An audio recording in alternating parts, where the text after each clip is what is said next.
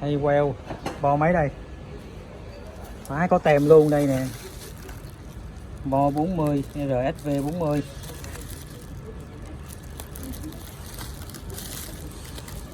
Một 1.51 0.5 kg. Ồ vậy báo con hay queo này cũng được nè. Đâu?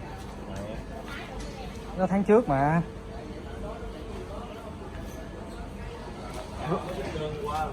Rùa tôi lút đó hả? Hả? Chứ con nào? Con test của tháng trước luôn. Con test phải ráp rồi phải giao rồi chứ. Ủa ai chọn hai con Bình Định vậy? Vũ chọn ở đâu hả? Hay queo bo 40. Con này thì nó có ống giảm thanh cao luôn.